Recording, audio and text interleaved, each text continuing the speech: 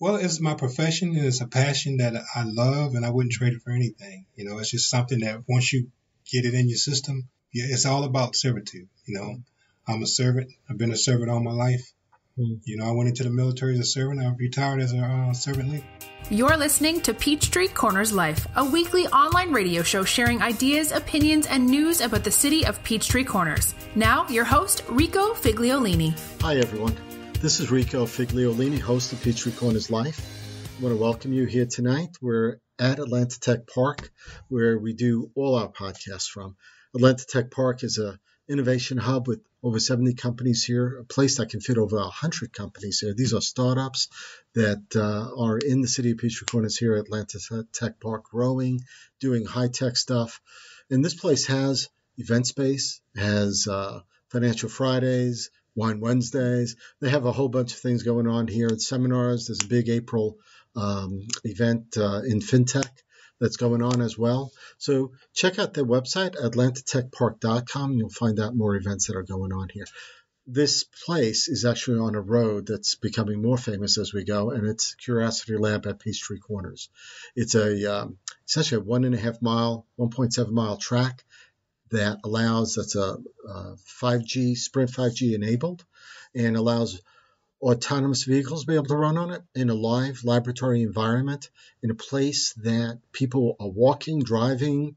I mean, if you're a company looking to do work in the autonomous vehicle area or in Internet of Everything, where technology speaks to everything that can be on the street, just think about it. Could be apps, could be cars talking to other cars, cars talking to apps, light bulbs crossing areas, maybe solar-powered roads that can energize an electric car. This is what can be done here. It's a very unique place. And even though it's 5G enabled, that means wireless, right, broadband, the main hub, if you will, the backbone of what brings the internet here is really still fiber. And our lead sponsor is Hargray Fiber. They are essentially the backbone of Curiosity Lab at Peachtree Corners. And they are a company known in the Southeast and expanding in the Southeast, bringing solutions both to small businesses and enterprise solutions where they can bring fiber cable to your business and be your IT company in that business situation and bring voice, internet, and everything you need in a better way than I believe Comcast and some other companies can do. So check them out, hargrayfiber.com and Atlanta Tech Park. Now, to introduce my guest today, we're talking to, let me introduce him here. There you go, Floyd Scott. He's running for Gwinnett County Sheriff, and we're going to have a chance to be able to talk to you, Floyd. Thank you for coming. Thank you for having me here. Yeah, I appreciate you coming on the show. I want to be able to, find out a little bit about you. So tell our audience a little bit about Floyd Scott. Well, I've been in public service for over 40 years. I'm retired military. Actually, I was a military police, and so it was an easy transition for me to actually go into law enforcement here in Gwinnett. I've been in Georgia since 1993. Okay. I've been policing in Gwinnett County for close to 24 years. I was with the Gwinnett County Police Department, and I just retired from the Gwinnett County Sheriff's Office after 17 years. And the only reason why I retired was so that I could run for the sheriff, because there needs to be change. Gwinnett County is a very diverse county. We speak over 100 different languages, and some say that we're the most diverse county in the nation. Certainly, I believe that. Certainly the most diverse county in the state of Georgia. Yes. For sure. So, that's a long 40 plus years of service. Didn't you ever get tired of it? Well, it's my profession and it's a passion that I love and I wouldn't trade it for anything. It's just something that once you get it in your system, it's something that you just want to, it's all about servitude. I'm a servant. I've been a servant all my life. I went into the military as a servant. I retired as a servant leader. So it's easy. So I guess, to tell us a little bit, since we're going there, tell us a little bit about your belief system, about, your values and how you base your decisions when you work. Well, I'm a man of faith. I'm a family man first. I'm actually well vested in here in Gwinnett County because I have 7 children. 7? And they live here in Gwinnett. I have 8, but 7 of them live in Gwinnett County. Wow. One decided to go to Alpharetta, but I have actually 5 that's in the household, and I have 2 that are adults that live in Gwinnett County. So I'm well vested, and I believe that the people that I love near and dear, I want them to feel safe. So, and I also want the citizens of Gwinnett County to feel safe as well. So. Wow. Do any of your kids, do they say, Dad, I want to get into law enforcement? Do any of them say that? Well, I have 4 beautiful daughters that they look up to me. Okay. And I think what they do right now is they go to school and they talk to the teachers and they talk to their classmates and they say, my dad is going to be the next sheriff of Gwinnett County. And they be running around talking to the teachers. It's funny. I love it. Well, so why are you seeking office? Why do you want to be the Gwinnett County Sheriff? Well, I believe in rebuilding relationships within the community. I believe in rebuilding the trust between the citizens of Gwinnett County and law enforcement.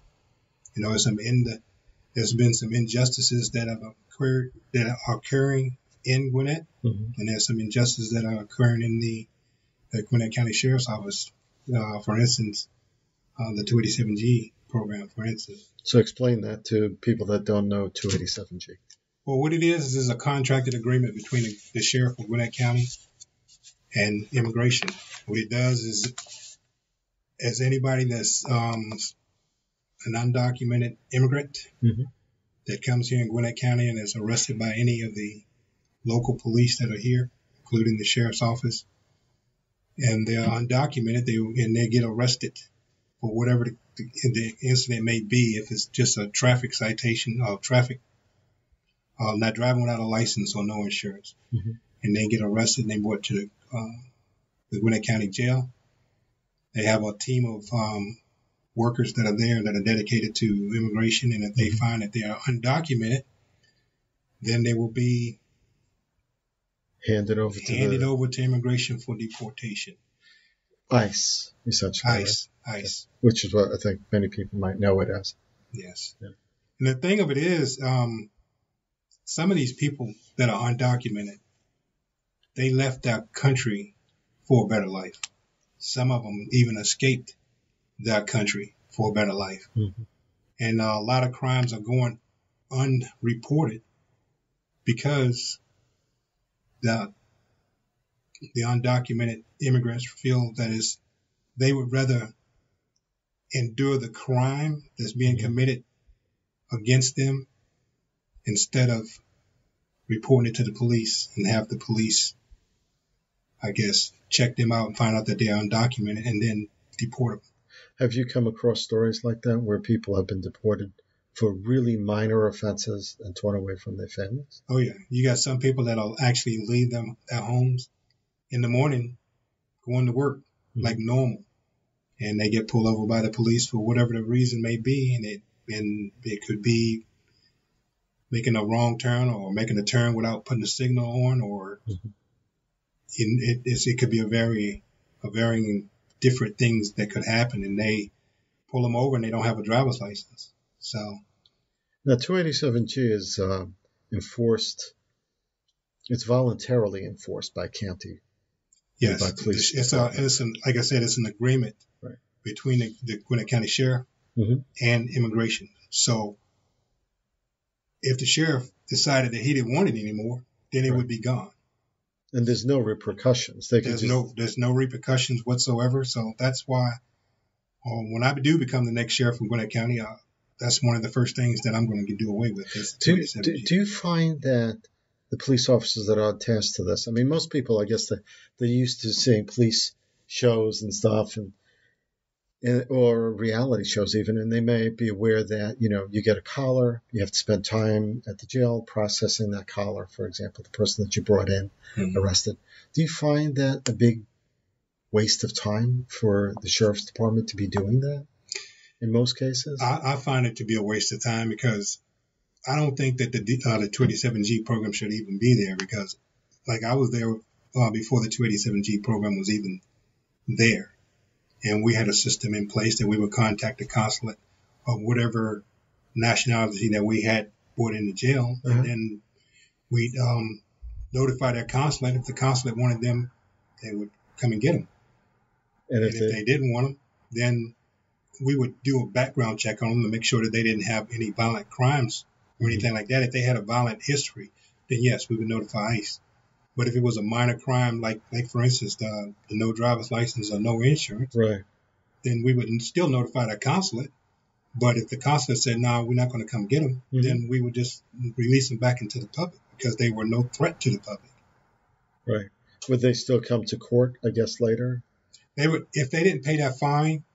Usually, when they were brought to the jail for no driver's license, they were brought because they couldn't sign the ticket because if they didn't have they couldn't verify the address from where they were, so they would bring them in, so they would pay that fine. If they paid that fine and got released for for instance, if it was no driver's license and they paid that fine, or no insurance, they paid that fine, then they would be released. They didn't have to have a court date because they already paid that fine. Okay. The court date was set up so that they could go before the judge and pay whatever fine they needed to pay, but if they paid it. So Floyd M. Scott becoming sheriff first day, 287G be out the door? 287G would be gone. Would be gone, okay. All right, so obviously that's the single most important issue at this point, it sounds like. Well, that's one of the things that I'm emphasizing strongly. Okay. But also the morale within the jail itself. Like I said, I was there for 17 years. I left on August 19, 2019. Mm-hmm. 6 months prior to that, I knew I was going to be running for sheriff, but nobody knew in the sheriff's office. So I was going around to all the deputies that worked in the housing units, and I was talking to the deputies that was working the streets, and I was asking them if they had a way of changing something to make their jobs easier. Right. What would they do? And they would give me ideas. So I was already, I guess you could say, interviewing them to find out what is going to make that boost that morale, and that's what I carried. That's what I'm carrying with me now. Okay. So what would be the first things that a Floyd M. Scott sheriff would do the first 90 days? I mean, what would you start with? Give me the top 3 or 4 things that you'd want to start accomplishing. One of the things that I would do immediately, in addition to the 27G, is I would allow the deputies to wear beards. They can't wear beards? They can't wear beards at this time unless they're in a specialized unit. They're in a specialized unit, but I would allow them to wear beards. I wouldn't let it. I'd have regulations on it. They couldn't grow it beyond probably an inch or so. But of course, I would let them grow it because we have a lot of deputies that have, I guess, trouble shaving. They have the razor bumps, and it's painful because my whole military career, I had to have a shaving profile. Really? I did. Yeah, so it is. Some people just don't want to shave. I mean, I just cut this down a little bit, but it's been like as long as it's neat. Yeah. As long as it's neat and it's trimmed nicely, then I don't have a problem with it. All right. So dress code, that being part of dress code, that you would address that. What other things would you address?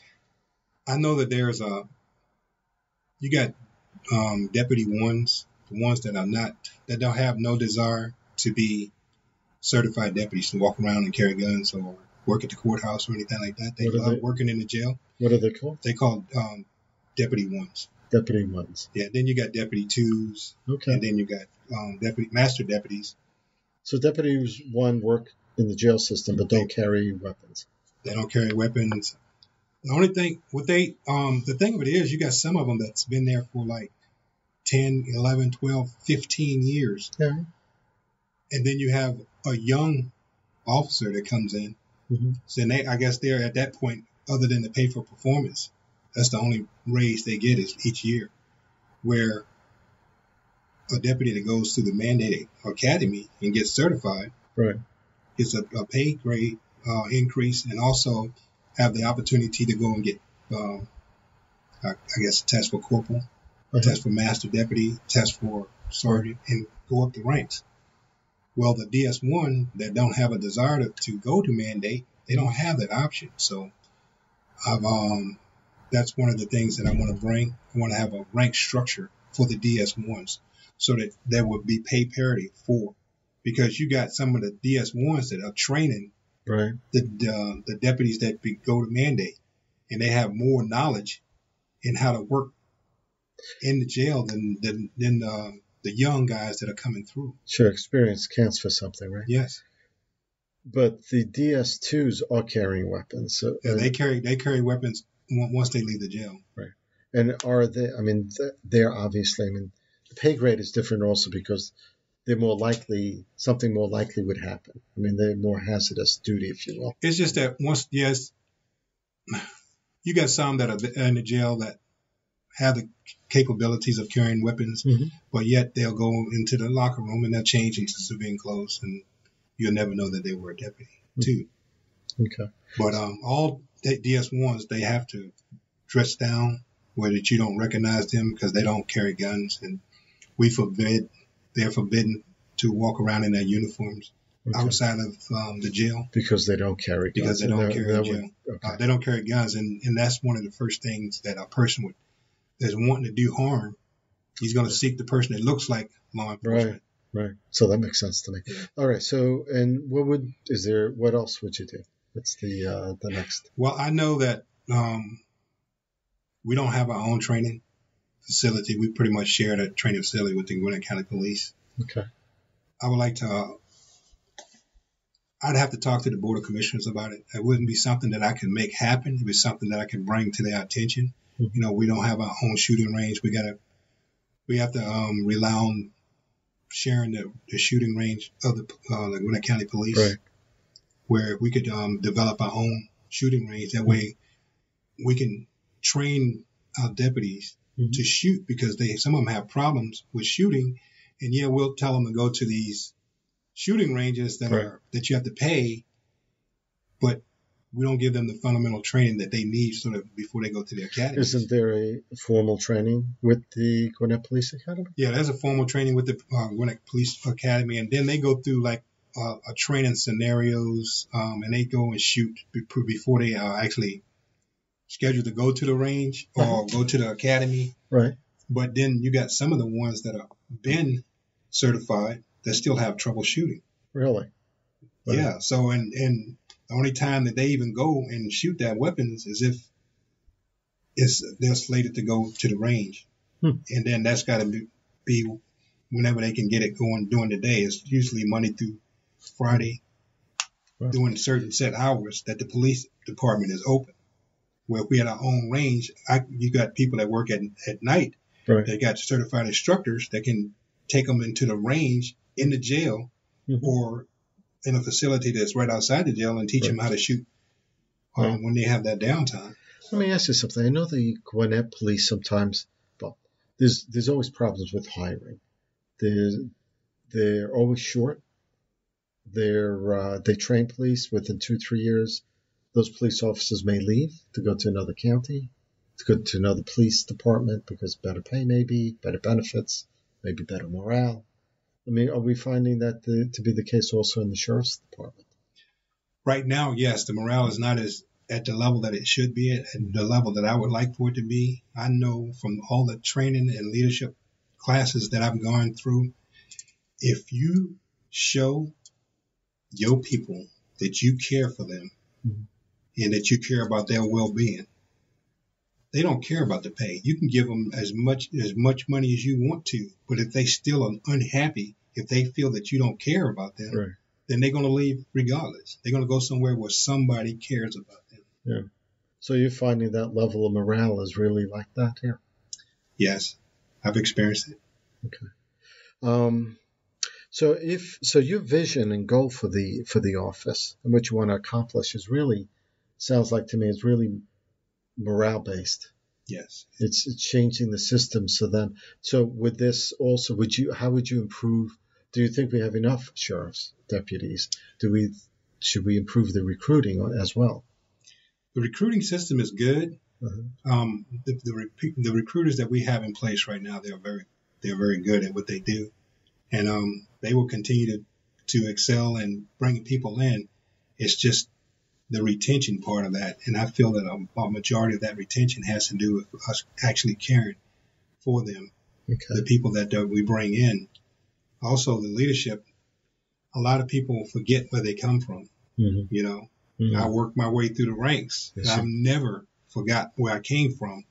And I can go and if I have any problems, I'll go and ask a deputy, one who works in a housing unit or out on the street constantly and know it inside and out, and say, hey, well, how do you do this? How do you do that? I don't get this big head to the point where I'm the big man, so I don't need to ask you how to do this. But that person knows how to do that. Sure. So, have you found anything surprising when you've been out in the field like that, asking deputies those questions? Anything surprising that you found? What I found is, first of all, is shock that you mean you're asking me? Oh, wow. I feel they feel part of the system. Yeah. They feel valued. And that's all I'm trying to do is I'm just trying to bring value. I want you to feel that you are included in the process, and not we're up here at the top and we're just going to rain down our wants and our desires on you, but that you would have a say-so. Okay. And that's where a lot of things have been lost and displaced, is that once you get into these high-ranking positions, you feel that you got to make all the decisions and you don't want anybody else to make them. And then if the decisions are made from below you, then you might feel that you're inadequate, but I don't feel that way. Do you feel some people have been in the system way too long? Yeah. That's what it sounds like. Yeah. Do you think the sheriff's department or the county sheriff should have a term limit also? I think it should be 3 terms, three elections, and that's it. I don't think they should be in there until either they die in office or they there until they've been there 30, 40 years or whatever. I think it should be a 3-term limit. It's funny, I was doing some research before this interview about county sheriffs across the country. And you either die in your office, essentially, or you hand it down to your son or family member in some counties. I was reading that and I was like, man, that's unbelievable. And so Junior can take the job of sheriff. And I can see that in certain counties, maybe not in the city areas, but where they literally hand it down to family members or they die in office because they've been there so long. What's the vision and goal that not the vision and goal. What's the quality and experiences that you feel is the best for a candidate for this office? Well, first of all, it had to be somebody that's actually worked at the sheriff's office, that know the constitutional responsibilities of the sheriff, and have a love and care for the employees that work for the sheriff. Okay. You got civilians. We got over. I think it's 800 plus officers, deputies, as well as civilians. You want them to come to work and not dread coming to work, but coming to work to be productive because they enjoy being in the environment. What I've experienced, and just from being a supervisor and being a manager at the sheriff's office, where you got some people that drive up in the parking lot and they'll sit there and they'll contemplate, wow, I got to go in. Should I call in sick? Wow. Because the morale is that bad.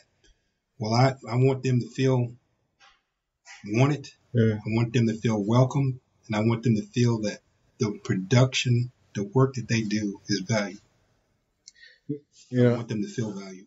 I can see how if someone is angry or is not feeling valued, how that would really be a detriment to the way they work their job as well, right? If they have anger. Well, you're gonna have people that they're gonna have a bad day. Mm-hmm. They're gonna come in and they want everybody to feel the way they feel. Mm-hmm. So they're gonna come in with a certain attitude. Yes, and they're gonna try to. And the thing of it is, you got to have those strong leaders, be it ranked leaders or chosen leaders amongst the peers, because you got peer leaders too, as well as ranked leaders. that can go in and talk to a person and say, hey, what's going on? Does the county sheriff do like other corporations? Do they do? I imagine they do reviews on a regular basis, right? Well, they have the annual. If there's a deputy that is in trouble, they got programs that set up that they can seek counseling without anybody knowing. Okay. You know, and the responsibility of the supervisors is to see that, and it also is each one of the deputies' responsibility to see if one of their peers or somebody that they feel is going through something, that somebody is made aware of it. You see where I'm going with that question, right? Because, I mean, in a normal corporate environment, all right, someone doesn't do their job right, paper falls off, file gets lost. Things happen. It's different. Yeah. In a law enforcement, where lives are at stake in some cases even, it's a little different, right? I mean, Absolutely. You want to weed out some people that, shouldn't be maybe in that particular job, but they can do that job better. It's not like saying we're going to weed out everyone that's bad, but it's saying let's put them into the right place, that they might work better. Yeah, we have a system. Well, I believe in the system that if you're not used to being around people, because this law enforcement is a people-oriented business. Sure. You got to care about the people that you're talking to. Yeah. Otherwise, we can put you in a place where you don't really have to talk to people. You don't have to have any encounter with people at all. But that's one of the things that the supervisors would have to find and weed them out, and to sit back and sit down and have a conversation with them. I mean, is this a profession that you really want to be in? I mean, considering this is a public service position. And some of them may be carrying weapons. I mean, right? You have to have the right emotional stability and stuff. You're absolutely right, because the one thing about being in the law enforcement arena, 1 minute, I would tell them all the time, 1 minute you could be helping an old lady across the street, and the next moment you could be in a full-fledged fight for your life. So you got to be really prepared mentally for that. You've been in this county a long time, 23? Close to 24. 24 years? Yeah. That's almost as long. I've been here since 95, so 23 years. The county's changed a lot. Oh, yeah. I mean, you've seen it firsthand, obviously even better because you've worked in the system. What do you think are the pressing things? What areas of the county, or what do you think needs more attention that may not be getting that now? I mean, there's more gang activity, maybe there's more crime. I don't know. I mean, depending on who you talk to and what part of the county you're talking about, things change, right? Well, I know when I was initially out there on the streets policing in Gwinnett County, the areas that were bad, but the demographics have changed and people have transitioned from those locations. When I first started back in 2001 and with the police department, Norcross was a very, very heavy gang drive-by shootings constantly. Because my first week there, I had to deal with 3 drive-by shootings, and people getting killed from just throwing up gang signs. Well, the crime is slowly moving up the 85 corridor. And what we got to do is we just got to focus. They got the crime stats. They got to do the crime stats, the com stats that they do and I even have an app on my phone that any crimes that are committed, that I'll get a bleep of it. Okay. So that you can know what areas are most crime ridden. Not just college, you're talking about incident reports, I guess. Actual incident reports where you got, larceny was committed here. You got aggravated assault or domestic violence or, even a heavier crime than that. And they actually have apps that you can actually that wherever your address is, you can have it within a however many 10-mile radius of your home. I have one now. I forget what it's called. It's crime mapping. Yeah, crime mapping. Right. Yeah. So every morning I'll get something. It'll say 1 crime, 1 incident, or 5. It just depends. The interesting part is, at least in this era, I see less break-ins per se, unless you're on a main road, which always tells me that it's just an easy in and out. But I don't see it deeper into a community, and I see a lot of just stuff happening in like parking lots and office break-ins and stuff like that. One of the other amazing things that are happening is they have these tag reader cameras that are put in neighborhoods that can afford to have them in their neighborhoods. And then I guess in some of the high-end industrial locations, they have them as well. Yeah, the city of Peachtree Corners is actually putting the license plate identification cameras throughout at least the main roads that are city-owned, if you will. And then anyone that wants it in their homeowner association, they can go at it, and the city will put it there, as long as they pay for it in their property tax. It's prorated and all that. You were talking before about constitutional mandate. So just for those that don't understand, because county sheriffs from jurisdiction to jurisdiction take care of a variety of things. It's not always the same in every county. Some of them manage jails as a main priority. Some of them, because they do that, they may be the largest provider of mental health services in the county just because of the nature of the beast. They perform evictions, sometimes running coroner's office, variety of things in different counties. What is the constitutional mandate for the Gwinnett County Sheriff? What are you tasked to do? What's your responsibilities? Our responsibilities is the jail. Yes. Maintain the security of the jail. The courthouse. Make sure that we have adequate amount of deputies that can man the courtrooms so that the judges will have security in the courtrooms. We service the warrants, the civil papers. Mm-hmm. We are actually in charge of the family violence, the temporary protective orders that are put in place. We have the family violence. DFACS or? No, that's whenever there's a family violence order for a temporary protective order, it comes to the sheriff's office. Okay. We control the family violence orders that come down. Okay. And we also maintain the sex offenders. Okay. And there's an app out there too. If you go to the Gwinnett County Sheriff's website, you can actually tap into the sex offenders, so you'll know if there's a sex offender in your neighborhood or anywhere close proximity. Because they have to be registered for a period of time. They have to be registered. Yeah. And they monitor them. They actually go out. I've done it. I've actually went out to these registered sex offenders' homes to make sure that they were home. And if they're not home, then we go into front of the judge and we say, hey, this person wasn't here at the time he was supposed to be here. Mm-hmm. And then the judge will issue an order, and we'll go get them and bring them back in before the judge. And the judge is going to say, if you can't maintain, your probation in your home that you registered for, then you can stay here and out of jail. Well, does that expire at some point even? I guess after probation, or do they still have to it all depends on the seriousness of the crime. Okay. And I'm sure there's times they can go and get the charges expunged. Okay. But it all depends on the severity of the crime. Okay. With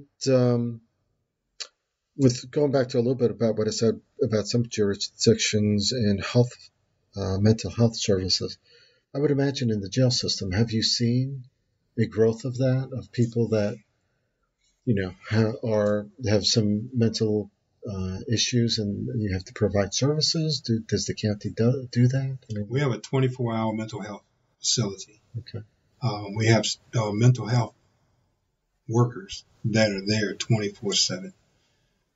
At one point, I was told that we were like the third largest mental health facility in the state of Georgia.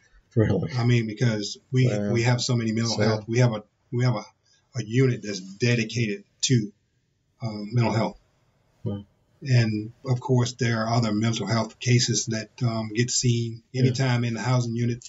When the deputies are in the housing unit and somebody's acting out of character, or they've just been sentenced to something, they've been sentenced to a crime that they've committed, then it's an automatic red flag that'll pop up, and we'll have mental health go and check them out, make sure that they're okay. How many prisoners are incarcerated in Gwinnett County? Do you know? They could be right now. They could be anywhere from 1,800 to 2,600 at any one given time. But it's pretty much been on the low end. Has it? It's been on the 2,000. Okay. Is that a trend that we're seeing, or is that just? Well, I hope it's one of those things that it's going to slowly go on a decline. Yeah. I mean, if you look at the ratio of people that are in Gwinnett County as opposed to who's in the jail, that's a small number. It is, yeah. I'm surprisingly small, actually. Yeah. We have almost 1 million people. I'm Yeah. surprised it's only that small. Yeah. So it's interesting to me that the Gwinnett County Sheriff is not just a law enforcement person, but you're essentially you're like the CEO of a company, really. Absolutely. Because you handle and you take care of the budget. I mean, you have one big budget, and I don't know where the money comes from. If that's it comes from the Board of Commissioners. Okay. We direct fund. They pretty much go before the Board of Commissioners and let them know what from the years before, and it's a trend. Right. What we've used, and it's been times when we didn't use all the money and we actually turned it back into the county to let them know if we've saved this amount of money, we didn't need it, so we returned it back to you. Do you think there's any major renovation or major work that has to be done, capital improvements? That's one of the things that I want to bring. At the jail, we need a parking deck. The parking on Wednesdays, they have court, magistrate court. Yeah. And the parking lot is bad. We had an extended parking lot that's way up the hill around the corner that you have to park at, and then walk. Oh wow! Walk through the parking lot, and it's tedious. But if we had the capital improvement would be that I suggested. I've already talked to some of the Board of Commissioners and just made a suggestion that we would, if you would build a parking deck for the employees so that they can have it. That way you can free up all the extra parking lot for the citizens. You can have control access and for the employees. And it would be control for the employees, and then they won't have to worry about their cars getting vandalized, because there's been plenty of times when we've had to be run out in the parking lot because somebody's car has been broken into. Or we find somebody that's using. We've had people try to OD in the parking lot.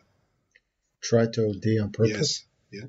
Yeah. We got them with the needle in the arm, and they're out. And we have to give them that Narcan to bring them back. Amazing. That Narcan can be done as many times as you feel like it. So get that high and get that Narcan 4 or 5 times, 6 times, and just keep going until the last one might not work. I mean, that's the sad part about that. I mean, people are getting used to it, it seems. Is there anything that I've missed, Floyd, that you want to share with us? One of the things that's near and dear to me, I know I've been doing this business for, like I said, for over 40 years. But I don't think any head of any law enforcement agency has ever went and actually apologized to the citizens for some of the wrongs that have been done to them by law enforcement. I feel that if any person or a loved one or a friend that they may know that ever been wronged by the law enforcement for whatever reason, I wanted to apologize to them. I know we are held by a high standard. I mean, we give an oath to uphold the laws of the land, and we're supposed to treat every citizen with dignity and respect. And if anybody was ever treated less than what we are mandated and that we've sworn to do, then I wanted to apologize to them and just ask for that forgiveness for all of law enforcement, because we're not all bad. No. We're not all bad. Yes. There's a small percentage of us that, unfortunately, we see it in the news and we capture it on video. And believe me, that's one of the things I applaud is the fact that we do have the body cams, because what it does is it eliminates Because when I used to work out on the street, if somebody filed a complaint against you, then you had to prove that it wasn't true. Mm-hmm. No matter how much integrity you have, you still have to prove it. But that body cam pretty much speaks for you. Well, you know what? And I always think that's helpful because it seems to me that, if someone's going to lie, it could be a criminal that's lying more than another person, let's say, because they want to get out of what happened, maybe. Mm-hmm. So that body cam is worn by sheriffs as well, not just police? Oh, yes. It's worn by the sheriff's deputies. Okay. We even got it inside of the jail with the rapid response team. Okay. Yeah. So this way they can prove that whatever they're doing, they're supposed to be doing that. Oh, yeah. Right. Absolutely. That's one of the other things that I will revamp is the rapid response team, because they got a lot of controversy around them.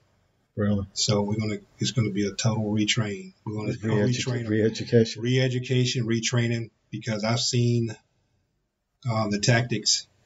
I wasn't always happy with all the tactics, but I will say that once I become the sheriff, that there will be a revamping of the rapid response team. Okay. Well, it's necessary. Yeah. It's definitely needed, because we got scenarios where the rapid response team was very needed. Yeah. When I grew up, we just grab a couple of deputies and say, hey, let's go get this person. Right. But now they actually train, so we'll make sure that the training is consistent and that they're there to help get the person under control. Mm-hmm. And then that's it. After they get him under control and take him where he needs to be, then they back down. Okay. We've had some incidents where it's been in the news where you have a person that's mentally ill and you got 4 guys on them, and then you punching them in the face. I mean, that don't make sense. No, that doesn't. I mean, that really doesn't. If they can't control a person with 4 people, that just doesn't make sense. Yeah. So. We've been talking to Floyd M. Scott, a candidate for Gwinnett County Sheriff. Where can we find out about you? Well, if you go to FloydScottSheriff2020.com, you'll find my webpage. I'll pop right on up, and May 19th. May 19th, Election Day, primary. Yes. And that's primary day, too. It's primary day. Vote Floyd Scott, yeah. So go to that, and if you can't remember that, just Google Floyd M. Scott for Sheriff, and that will come up, because that's what I did. This was a pleasure having you on. Absolutely. Thank you. And I want to thank everyone for joining us. I want you to remember about HargraveFiber.com, our lead sponsor as well, in Atlanta Tech Park here in the city of Peachtree Corners. And don't forget to get your next issue of Peachtree Corners magazine. It's actually should have hit your mailboxes in the past week or so, and if it hasn't, let me know, because then I have to get back on the post office. But thank you, guys. Appreciate it. Thank you, Floyd. Thank you. Thanks for listening to Peachtree Corners Life with Rico Figliolini. You can listen to our live stream on Spreaker every Thursday night at 8:30 p.m. or on demand at iHeartRadio, Spotify, and iTunes. Don't forget to like our Facebook page for notification of our live video streams of the show. Catch our other podcast shows at PeachtreeCornersLife.com.